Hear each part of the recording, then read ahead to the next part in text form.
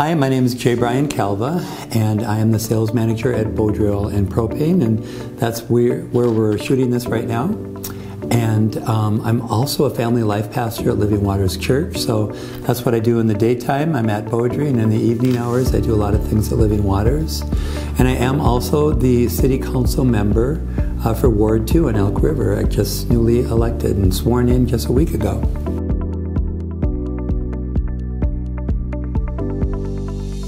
As a sales manager here, I've got the best job in the building, and I'm not just saying that because my boss is going to see this, but I really do, because I get to have my hands involved in everything.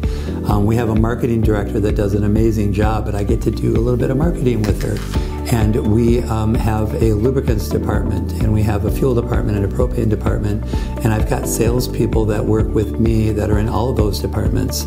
So literally everything that this company does, I get to at least have a certain amount of input, and it's really the best possible job for me.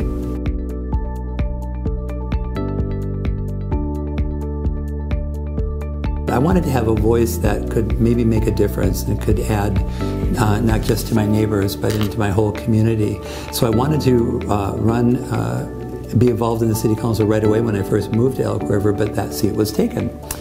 So I did something different. I ran for the school board 2 years ago, and I didn't win. But I learned something about that process, that things are very contentious in society right now. There's a whole lot of hollering going on, and I wanted to be part of speaking life to this community. So having had that experience and kind of licking my wounds a little bit afterwards, I sort of took a break from the notion of politics, and then a state representative approached me and said, "Why don't you run for city council?" And I thought that my opportunity was already over. So when he said that, I went, "Oh, okay, so I'll try again." Only I ran for city council, which is really what I wanted to do to start with when I moved to the city. And by winning, I have that voice now that I was looking for.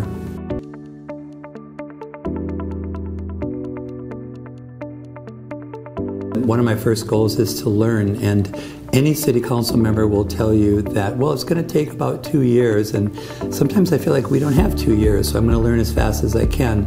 But it was described to me by the outgoing person, Matt, for Ward 2. He said it's going to feel like you're drinking out of a fire hose sometimes, and I get that because a whole lot of information is coming at me. But I want to do the best job I can, because a lot of people voted for me, but a lot of people didn't. It was a pretty close election, and I was running against a really nice man.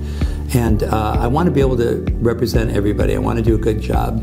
As it relates to what I would like to do as I get my feet more comfortable, I get more comfortable in a position, I want to make Elk River more of a destination. People like Elk River just fine, but they also drive right through it, to go somewhere else. And I want people to come to Elk River and make it a destination because we have so much to offer.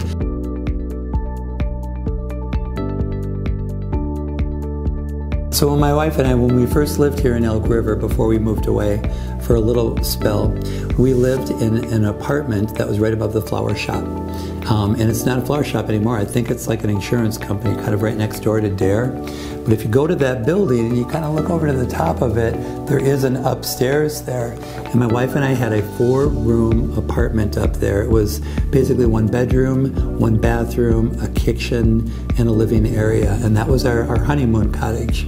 And we loved it, but we could sneak out onto the roof of the building at night and look at the city and even take walks in the city down below. And it was just delightful, and it was romantic, and it still is romantic to us when we either go to a restaurant down there or visit banks or whatever it might be. It's a charming downtown. It's beautiful. As you take the walk down to the river, there, it's just a beautiful place, and I think we can attract more business there.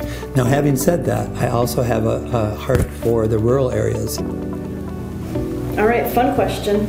You could only eat one thing for an entire year. What's that one thing?